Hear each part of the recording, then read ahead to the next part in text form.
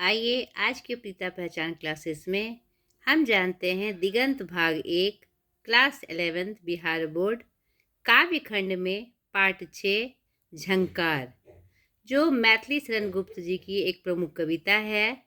तो आज के इस क्लास में हम जानेंगे कवि परिचय, कविता परिचय और फिर अंत में प्रश्न अभ्यास।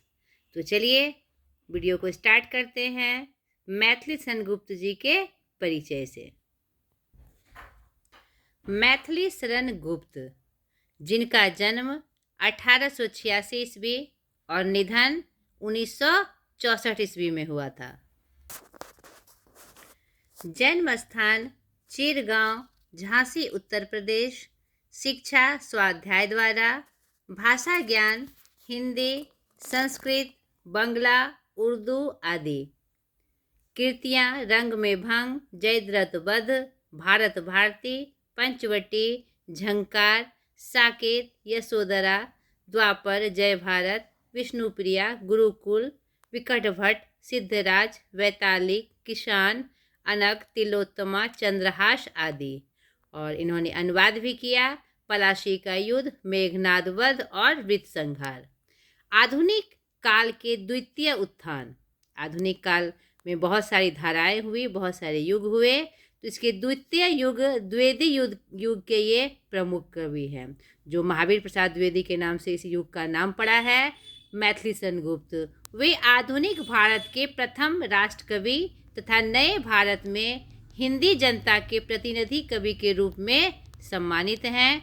गुप्त जी ने भारत भारती जैसी कृति द्वारा हिंदी जनता में जाति और देश के प्रति गर्व और गौरव की भावना पर जोर दी थी।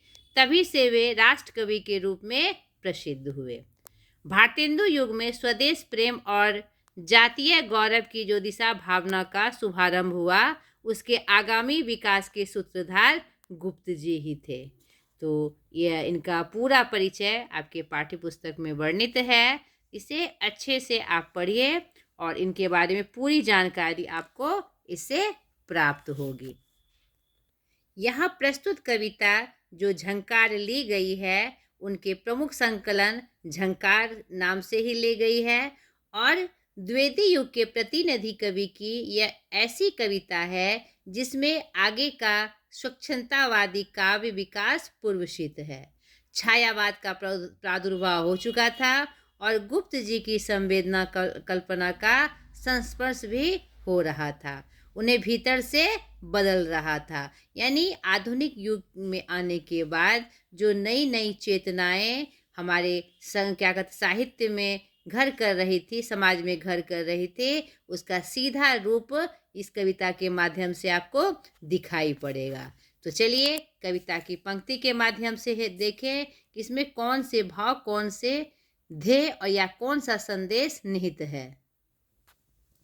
यह झंकार कविता हमारी, चलिए एक एक पंक्ति के माध्यम से इसके भाव को हम समझें। झंकार, झंकार का तात्पर्य क्या होता है? मन में संगीत के रूप में झंकृत करना, हमारे मन मस्तिष्क को झंकृत कर देना, आंदोलित कर देना। नहीं तो यह कविता मैंने अभी आपको स्पष्ट की कि यह आधुनिक युग यानी क्या हमारा जो नवीन युग सामने था, हमारे साहित्य में हो चाहे समाज में हो, क्योंकि साहित्य तो समाज का ही दर्पण होता है, आईना होता है।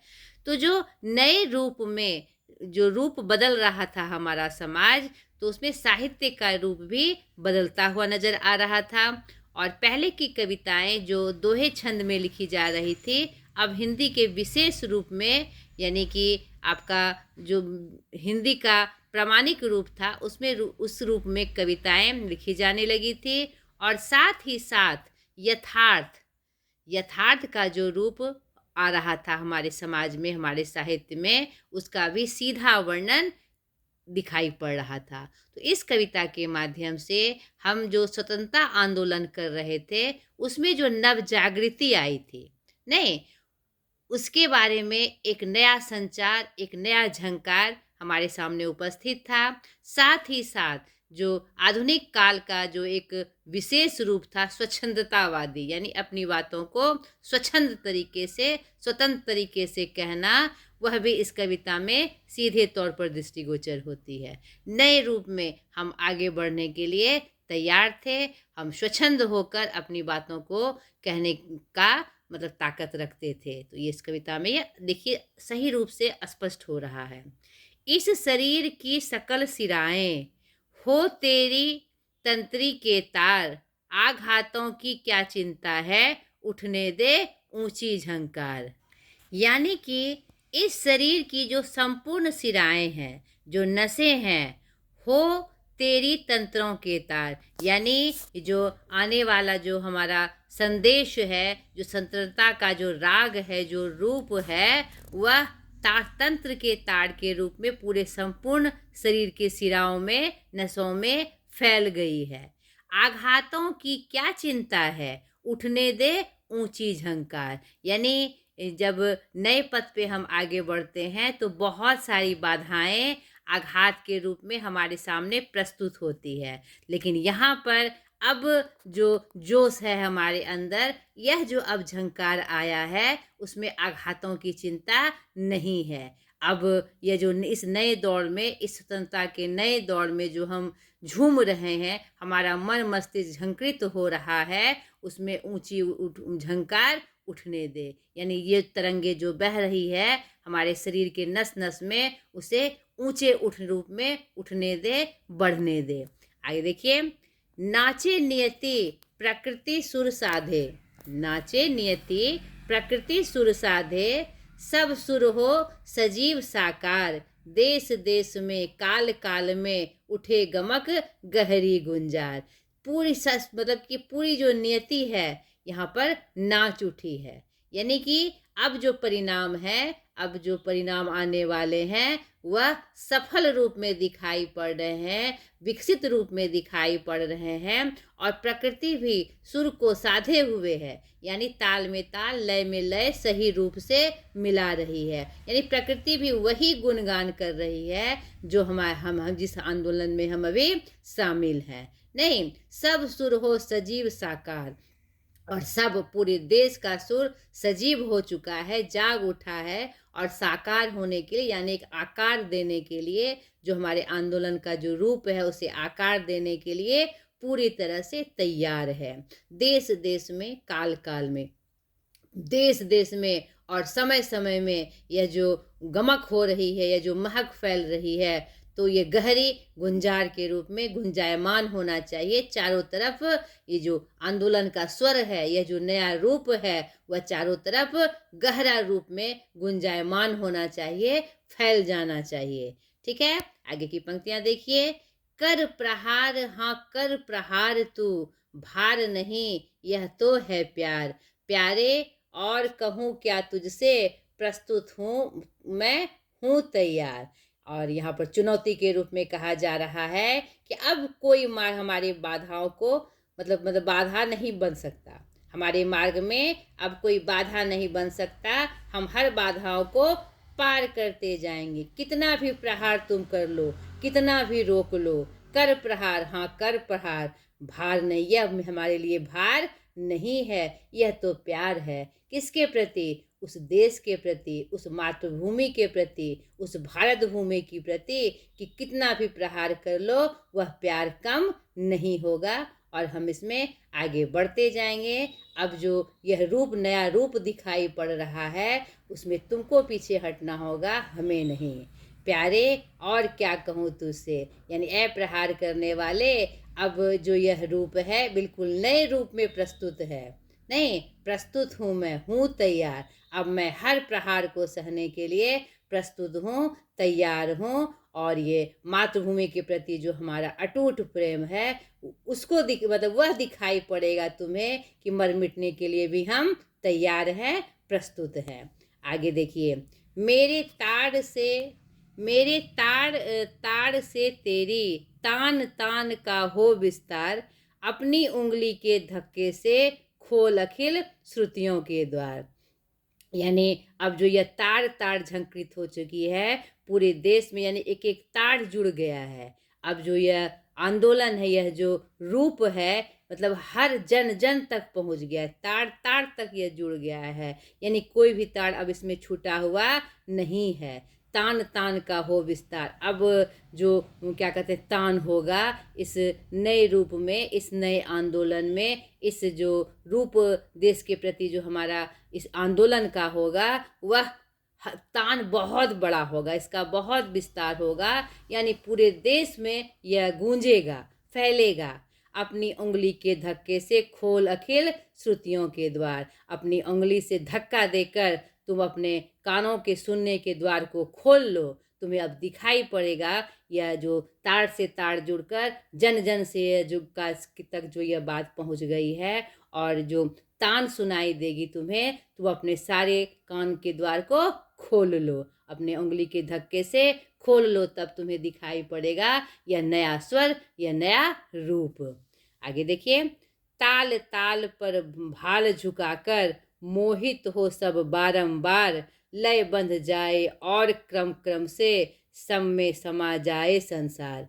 कितनी सुंदर पंक्ति आई है यहाँ पर इन्होंने कवि के माध्यम से, कि ताल ताल पर भाल झुकाकर, यानी हर ताल पे यह जो झंकार उठी है, यह जो नृत्य, यह जो रूप है हमारा, हर ताल पर सर झुकाकर, माथा झुकाकर, भाल झुकाकर मतलब सर झुकाकर, माथा झुकाकर, मोहित हो सब बारंबार, सभी मोहित हो रहे हैं, बारंबार यह मोहित हो रहे हैं कि आज का जो सुंदर रूप है, आज का जो यह नया रूप है, अब इसको कोई हटा नहीं सकता, इसको कोई बदल नहीं सकता, अब इसको कोई रोक नहीं सकता, सब मोहित हो रहे हैं। यानी कि हमारे अंदर क्या कहते हैं जो स्वरूप है आज़ादी का, स्वतंत्रता का, जिसके लिए हम डट कर खड़े हुए हैं, एक एक तार जोड़ के खड़े हुए हैं, तान से तान मिलाकर जो जोड़ रहे हैं, सब इस रूप पे क्या हो रहे हैं, बारंबार मोहित हो रहे हैं। लय बंध जाए और क्रम क्रम से, अब मैं आशा करता हूँ कि यह लय हमारी क्रम क्रम से बंध जाए, एक के बाद बनती चली जाए, और हमें अपना लक्ष्य प्राप्त हो, सम में समा जाए संसार, और यह संसार एक समान समा जाए, सम में समा जाए मतलब एक बराबर हो जाए। यह जो लय उठी है, यह जो रूप उठा है, यह जो संगीत उठा है नए रूप में, जिसने जन जन को झंकृत कर दिया है, गुंजायमान कर दिया है, सब एक जैसा हो जाए और पूरा संसार इसमें समा जाए। और ये जो आधुनिक रूप है हमारा, ये जो नए रूप में हम प्रस्तुत हो रहे हैं, पूरे संसार में यह रूप दिखाई पड़े, यानी पूरा संसार अपने अधिकार को समझे, अपने कर्तव्य को समझते हुए एक स्वर में, एक ही रूप में चारों तरफ अपना गुणगान करे, गुंजायमान करे। तो बहुत ही सुंदर कविता हमारे मैथिली शरण गुप्त जी की। तो ये कविता सबसे पहले आप कविता अच्छे से पढ़कर उसके भाव को अपने शब्दों में लिखिए। अब चलिए हम अभ्यास की तरफ चले कि अभ्यास के माध्यम से कौन से प्रश्न हमारे सामने आते हैं और उसका उत्तर कैसे करना है। अभ्यास। कविता के साथ कवि ने अपने शरीर की सकल शिराओं को किस तंत्री के तार के रूप में देखना चाहा है। यहाँ पर हमने कविता की पंक्ति के माध्यम से देखा, संपूर्ण मतलब कवि अपने शरीर की संपूर्ण शिराओं को किस तंत्री के तार से जोड़ना चाह रहा है।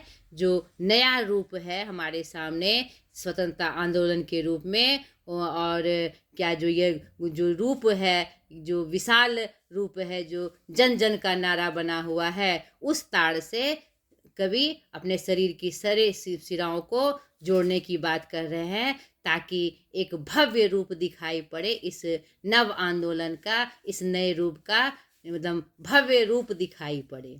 ठीक है। कवि को आघातों की चिंता क्यों नहीं है। यहाँ पर हमने देखा कविता की पंक्ति के माध्यम से कि कवि को आघातों की चिंता नहीं है, क्योंकि अब हम इस रूप में तैयार हो गए हैं, इस मतलब हर जन जन हम एक साथ होके तैयार हो चुके हैं कि आप कितना भी आघात कर ले, सामने वाला कितना भी आघात कर ले, अब हम पे कोई असर होने वाला नहीं है, क्योंकि अब हम डिगने वाले नहीं हैं, अपने कर्मपथ से हटने वाले नहीं हैं, क्योंकि यह जो झंकार उठी है वह हमें पीछे नहीं कर सकती। अब हम अकेले नहीं हैं, हमारे साथ पूरा हिंदुस्तान खड़ा है इस आंदोलन में, इसीलिए कवि को आघातों की चिंता नहीं है। कवि ने समूचे देश में किस गुंजार के गमक उठने की बात कही है। यहाँ पर हमने पंक्ति के माध्यम से देखा, यहाँ पर पंक्ति के माध्यम से हमने देखा, नाचे नियति प्रकृति सुर साधे, सब सुर हो सजीव साकार, देश देश में काल काल में उठे गमक गहरी गुंजार। यानी कि अब जो स्वतंत्रता आंदोलन में हम आगे बढ़ रहे हैं, नए रूप में प्रस्तुत हो रहे हैं, जिसमें पूरा हिंदुस्तान के लोग या पूरे संसार के लोग हमारे साथ खड़े हैं कि अब यह हमें मिलना चाहिए। यानी कि अब सजीव होकर यह जो रूप जागा है, तो यहाँ पर कवि इसी संदर्भ में यह बात कर रहे हैं कि यह जो गुंजार की गमक है किसकी है, हमारे इस स्वतंत्रता आंदोलन को एक नए रूप देने की है।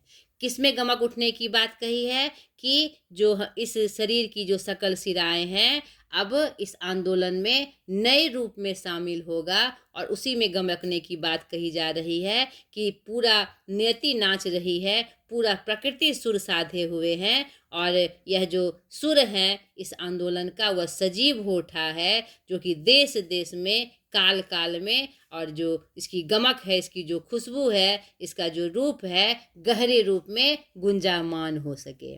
ठीक है। चौथा, कर प्रहार हाँ कर प्रहार तू, भार नहीं यह तो है प्यार। यहाँ किससे प्रहार करने के लिए कहा जा रहा है, यहाँ भार को प्यार कहा गया है, इसका क्या अर्थ है। तो इस तरह का जब पंक्तिबद्ध होते हुए प्रश्न आए तो सर्वप्रथम हम पाठ का परिचय देते हैं, फिर कवि का परिचय देते हैं, उसके बाद कविता का मुख्य भाव बताते हुए पंक्ति का भाव बताते हैं। तो प्रस्तुत पंक्ति हमारे पाठ्य पुस्तक झंकार कविता से ली गई है, जिसके कवि मैथिली शरण गुप्त जी हैं, और इस कविता के माध्यम से हमारे समाज में जो नव संचार का रूप दिखाई पड़ रहा है, जो स्वच्छंदता दिखाई पड़ रही है, जो स्वतंत्रता पाने की जो लगन दिखाई पड़ रही है, उसका उन्होंने यहाँ विवरण किया है, और एक नए सुर में, एक नए रूप में, उसी क्रम में यह पंक्ति आई है कि कर प्रहार हाँ कर प्रहार, यानी उस विरोधी शक्ति को जो हमें इस पथ से डिगाना चाह रहे हैं, कह रहे हैं कि तो हाँ प्रहार पे प्रहार करो, तुम कितना भी प्रहार कर लो, यह भार नहीं है, यह हमारे लिए भार नहीं होगा, यह तो प्यार है उस स्वदेश के प्रति, उस मातृभूमि के प्रति, उस देश के प्रति, जिसमें मर मिटने के लिए अब हम तैयार हैं। अब जब तक स्वतंत्रता हमें प्राप्त नहीं होगी, अब अपने रास्ते से हम नहीं डिगेंगे, इस नए रूप में हम आगे बढ़ते जाएंगे, बढ़ते जाएंगे।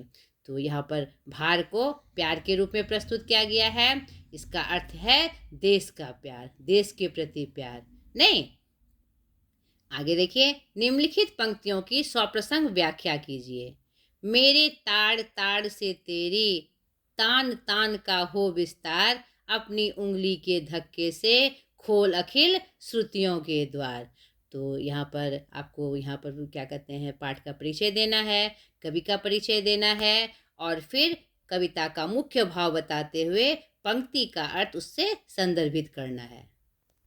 कवि कहते हैं संबोधित करते हुए उस सामने वाले को, उस विरोधी शक्ति को, कि अब जो ये तार हैं, में हमारे जो तार हैं, एक एक जन जन तक यह जुड़ चुका है, और इसका जो मतलब कि अब कभी आशा करते हैं, ऐसा मतलब कि प्रार्थना करते हैं कि जो तान है, यह जो आवाज़ उठी है, हमारी जो ये तान, लंबी तान उठी है, इस नए रूप में, एक नए जागरण के रूप में इसका लंबा विस्तार हो, विस्तार रूप में पूरे देश में यह तान फैल जाए, और यह उसे सुनाई दे जो हमारी विरोधी शक्ति है, जो हमें परतंत्र किए हुए है। तो उन्हीं को चुनौती देते हुए क्या कवि कह रहे हैं इस कविता के माध्यम से, देश में जो राष्ट्रव्यापी आंदोलन का रूप दिखाई पड़ रहा है, एक नए रूप में, एक नए झंकार के रूप में, एक नए जोश के रूप में, उसी क्रम में यह पंक्ति आई हुई है कि मेरी तार तार से तेरी, तान तान की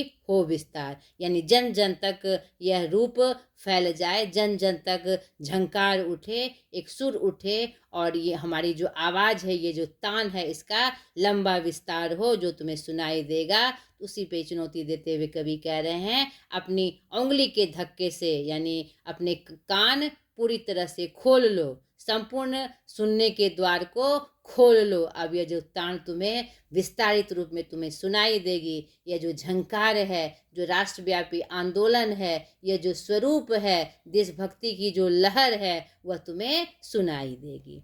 ठीक है। ख नंबर, ताल ताल पर भाल झुकाकर मोहित हो सब बारंबार, लय बंध जाए और क्रम क्रम से सम में समा जाए संसार। प्रस्तुत पंक्ति हमारी पाठ्य पुस्तक झंकार कविता से ली गई है, दिगंत भाग 1, जिसके कवि मैथिली शरण गुप्त जी हैं।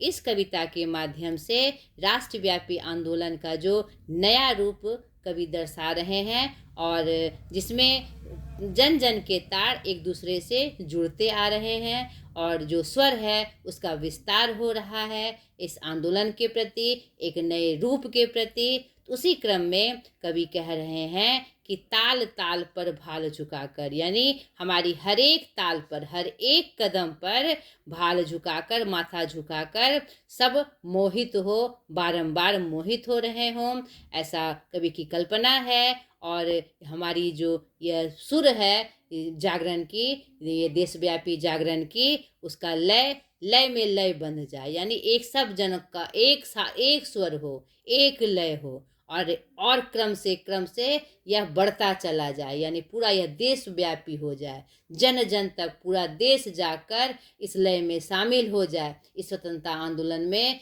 इस नए रूप में, इस आधुनिक नए रूप में शामिल हो जाए और सब एक बराबर हो जाए, सब में समा जाए संसार। यह जो पूरा संसार है एक समान उसमें समा जाए, यह जो नया रूप हमारा सामने होगा पूरे विश्व में एक जैसा हो जाए।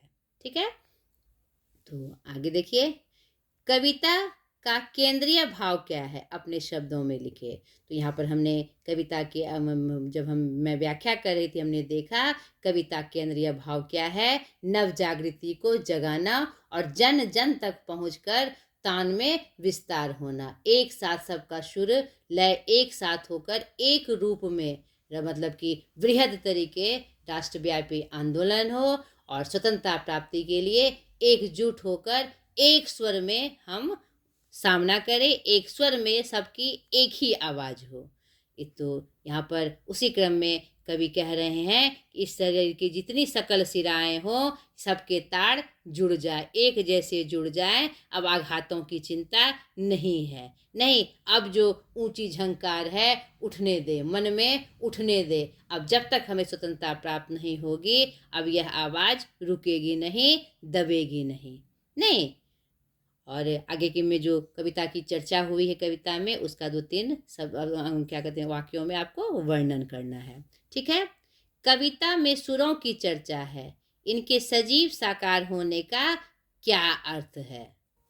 यहाँ पर हमने कविता की पंक्तियों में देखा कि नाचे नियति प्रकृति सुर साधे, सब सुर हो सजीव साकार, देश देश में काल काल में उठे गमक गहरी गुंजार। यानी इस प्रश्न का तात्पर्य है कि जो सुरों की चर्चा की गई है, तो हिंदुस्तान में जो जन हैं, हर जो लोग रह रहे हैं और इस देशव्यापी आंदोलन में सुर मिलाने की चर्चा हो रही है। यह जो स्वर उठा है स्वाधीनता आंदोलन का, वह एक हो जाए और वह सजीव हो जाए, जिंदा रूप में, दबे रूप में नहीं। और हमारा जो सपना है, जिस आंदोलन का जो लक्ष्य है, उसे एक आकार मिले, यानी अपने लक्ष्य में हम क्या हो मतलब सफल हो जाए।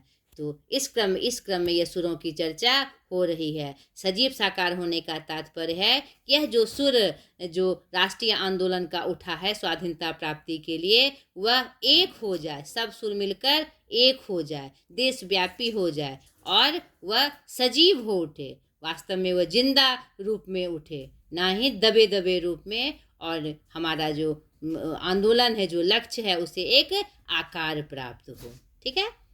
नेक्स्ट देखिए, इस कविता का स्वाधीनता आंदोलन से कोई सांकेतिक संबंध दिखाई पड़ता है, यदि हाँ तो कैसा। तो हमने स्पष्ट देखा इस कविता का केंद्रीय भाव ही है स्वाधीनता आंदोलन का एकदम नया रूप। नहीं तो इस कविता का स्वाधीनता आंदोलन का सीधा संबंध, सीधा संकेत दिखाई पड़ता है, क्योंकि इस कविता के माध्यम से ये जब हमारा नव जागरण काल आया तो उस समय देश में, पूरे देश में स्वतंत्रता आंदोलन की लहर चल रही थी। 1857 हमारा प्रथम स्वतंत्रता संग्राम था। तो यहाँ पर इस कविता के माध्यम से उसमें जितने भी साहित्य लिखे गए स्वाधीनता आंदोलन से संबंधित थे। और मैथिली शरण गुप्त राष्ट्रीय कवि के रूप में जाने जाते हैं, तो उन्होंने अपने विभिन्न रचनाओं में इसे स्वर दिया है। तो यहाँ पर कैसा रूप दिखाई पड़ रहा है, पूछा जा रहा है कैसा, तो यहाँ पर एक नया रूप दिखाई पड़ रहा है कि यहाँ पर शरीर के जो नशे हैं वह झंकृत उठ चुकी है, और नया रूप में जन जन के तार एक दूसरे से जुड़ गए हैं। और जो यह आंदोलन है, यह स्वतंत्रता प्राप्ति का, वह पूरे देश में एक सुर में फैल रहा हो। और कवि की कल्पना है, ऐसी आशा है कि यह जो स्वरूप है वह पूरे देश में झंकृत हो जाए, एक समान रूप से झंकृत हो जाए, और सुर, हमारा सुर एक दूसरे से मिलते हो, एक सजीव होकर, एक नया आकार पाकर हम सफल हो जाए। ठीक है, आगे देखिए। वर्णनात्मक कविता लिखने के लिए द्वितीय युग के कवि प्रसिद्ध हैं, किंतु इस कविता में छायावादी कवियों जैसे शब्द योजना, भाव विभक्ति एवं चेतना दिखलाई पड़ती है। कैसे, इस पर विचार करें। हाँ, हम पाते हैं कि द्विवेदी युग के जितने भी कवि एवं रचनाकार हुए, उन्होंने, चाहे महावीर प्रसाद द्विवेदी जी हो, हमारे माखनलाल चतुर्वेदी जी हो, तो हम क्या पाते हैं कि उनकी जो कविताएं होती है बड़ी बड़ी होती है। नहीं, बड़े बड़े रूप में वो ऐसे प्रसंग विषय वस्तु को उठाते हैं जिसमें वर्णनात्मक रूप हमारे दिखाई पड़ता है। नहीं सुमित्रा ने क्या कहते, लेकिन यह जो कविता है मैथिली शरण गुप्त जी की, उस समय छायावाद युग का प्रवेश हो गया था। एक द्विवेदी युग में हमारा क्या कहते हैं, छायावाद धीरे धीरे अपना पर फैलाने लगा था, और जो हमारा जो साहित्य था एक नए रूप में जागृत हो रहा था। तो इस कविता में उसी का प्रभाव, ये जो मैथिली शरण गुप्त की ये कविता है उसमें यह प्रभाव सीधे तौर पे दिखाई पड़ रहा है। और इसमें जो इन्होंने शब्द योजना या जो भाव अभिव्यक्ति दी है और जो चेतना दिखलाई है, उसमें छायावाद का स्पष्ट रूप दिखाई पड़ रहा है, क्योंकि छायावाद का प्रवेश हो चुका था, लोग उसे पसंद कर रहे थे, उसमें प्रभुत्वशाली लेखकों और रचनाकारों का स्थान गहराता जा रहा था, और एक प्रमुख धारा के रूप में छायावाद हिंदी साहित्य में स्थान रखने लगा था। इसीलिए इस कविता में यह रूप दिखाई पड़ रहा है। ठीक है, तो ये आपका पूरा प्रश्न अभ्यास भी समाप्त हो गया। कुछ एक्टिविटीज़ हैं जो आपको करने हैं कविता के आसपास के माध्यम से, जिससे आपको इनके बारे में विशेष जानकारी और बातें पता चलेगी। अब चलिए हम चलते हैं डायरेक्ट भाषा की बात की तरफ, ग्रामर पोर्शन में, कि यहाँ पर और कौन सी बात हो रही है। चलिए, पहला, गुप्त जी की कविताओं में तुकों का सफल विधान है। इस कविता में प्रयुक्त तुकों को छांटकर लिखे। तुक क्या होते हैं? जब हम कविता की पंक्तियाँ लिखते हैं तो दो पंक्तियों का अंत जो होता है वह मिलता जुलता हो, उसे ही हम क्या कहते हैं? तुक कहते हैं। जैसे देखिए, इस कविता में भी बहुत सारी तुक आए हैं। जैसे देखिए, हो तेरी तंत्रों के तार, उठने दे ऊंची झंकार, है ना। और भी है, भार नहीं यह तो है प्यार, प्यारे कहूँ क्या तुझसे, प्रस्तुत हूँ मैं हूँ तैयार, है ना। विस्तार, द्वार, बारंबार, संसार, यह सब क्या है?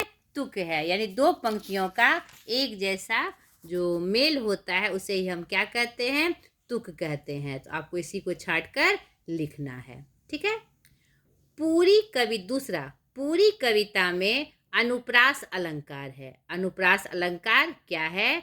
कविता से इसके उदाहरण को चुनकर लिखे। तो मैंने अलंकार का पूरा वीडियो डाला है, अगर आपने उसे देखा होगा, या आप अलंकार आपने अगर पढ़ा होगा, आपको पता होना चाहिए कि अलंकार क्या होता है। नहीं, अलंकार क्या होता है? जिस प्रकार गहनों से क्या कहते हैं, औरतें अपना श्रृंगार करती है, उसी तरह कवि एवं या लेखक कविताओं को अलंकार से सजाते हैं। यानी ऐसे शब्दों का प्रयोग जिससे कविता आकर्षक बने, सुंदर बने, तुक के अनुसार बने और भाव को स्पष्ट रूप से मतलब स्पष्ट करने वाली बने। नहीं तो जिसमें क्या कहते हैं, ऐसे शब्दों का चुनाव किया जाता है जिससे वह सटीक रूप में बन पड़ता है, अर्थ के रूप में भी और शब्द के रूप में भी। ऐसे शब्दों का चुनाव जिससे उसके भाव सुंदर रूप से स्पष्ट हो। नहीं तो यहाँ पर आप देखिए, पहले अनुप्रास अलंकार क्या होता है हम यह जान ले। अनुप्रास अलंकार जो है हमारा शब्दा अलंकार का रूप है। ठीक है, शब्दा अलंकार दो प्रकार के होते हैं, शब्दा अलंकार और अर्था अलंकार। एक्चुअली 3 होते हैं, उभया अलंकार भी होता है, लेकिन विशेष रूप से 2 अलंकार की चर्चा की जाती है। ठीक है, तो यानी कि जिस अलंकार में शब्दों के माध्यम से चमत्कार उत्पन्न हो उसे शब्दालंकार कहते हैं, जिसमें हमारा अनुप्रास, यमक, श्लेष, वक्रोक्ति, पुनरोक्ति, विवक्षा आदि अलंकार आते हैं। ठीक है, यानी जो कविताएं हम कहते हैं तो उसमें ऐसे शब्दों का प्रयोग जो जिससे क्या होता है, सुनने में कविता आकर्षक लगती है, पढ़ने में चमत्कार जैसा लगता है, वाह कितने अच्छे से इसका तुक बैठ गया है। तो अनुप्रास अलंकार में वर्णों की आवृत्ति होती है। अनुप्रास अलंकार क्या है? जिसमें वर्णों की आवृत्ति हो, शब्द की तो हो ही, लेकिन जिसमें वर्णों की आवृत्ति हो उसे अनुप्रास अलंकार कहते हैं। अनुप्रास अलंकार के फिर अपने 5 उपभेद हैं, छेकानुप्रास, वृत्त्यानुप्रास, लाटानुप्रास, अंत्यानुप्रास और श्रुत्यानुप्रास। ठीक है, इसके फिर अपने अपने रूप हैं।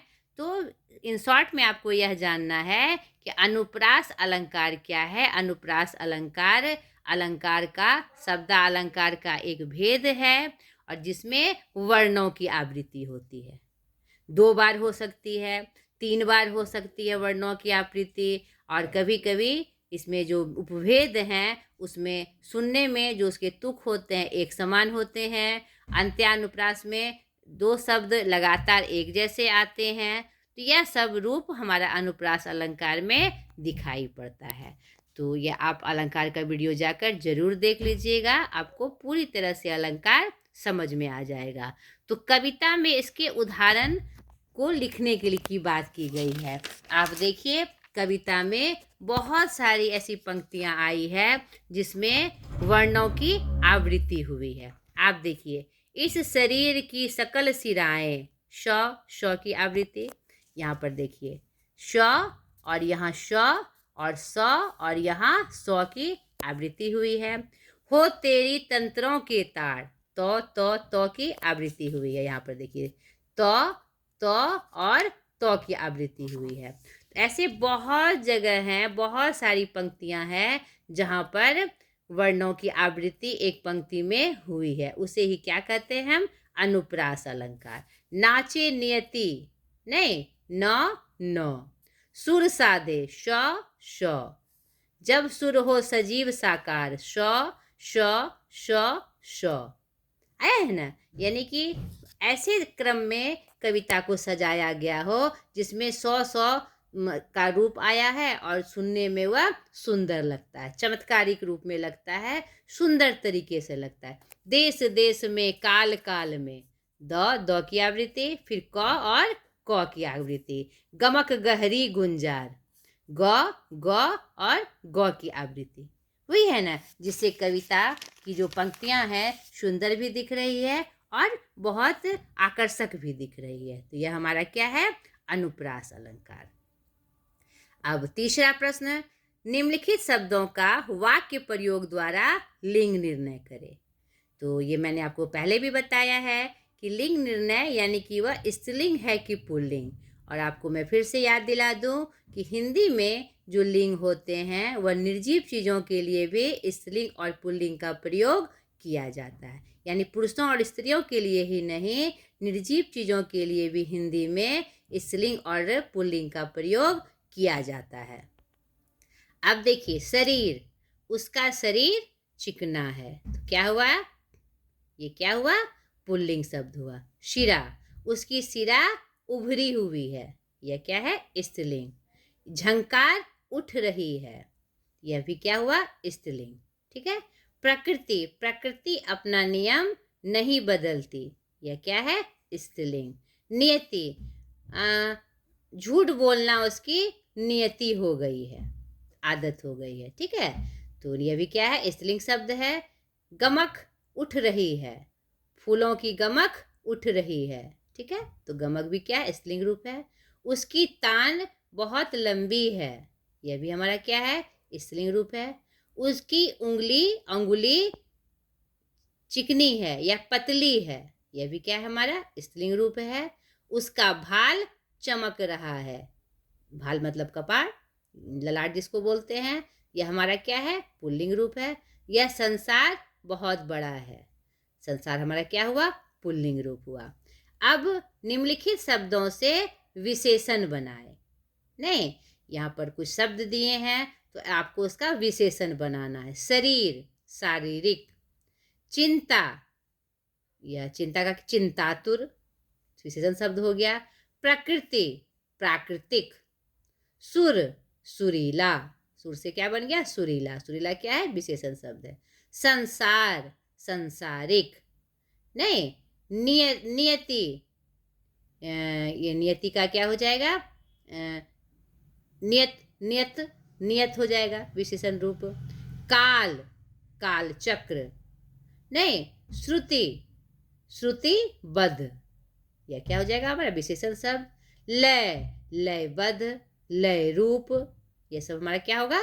विशेषण शब्द हो गया। तो यह आपका भाषा की बात व्याकरण पोर्शन भी यही समाप्त हुआ। अब आज तक के लिए इतना ही। अगले वीडियो में फिर एक नए पार्ट के साथ मैं हाजिर होंगी। तो मैं पुनः आपसे कह रही हूँ, प्लीज़ मेरे चैनल को सब्सक्राइब करें, शेयर करें और मुझे बच्चों तक और दूर दूर तक बच्चों तक अपनी बात पहुँचाने में मुझे सपोर्ट करें। बाय।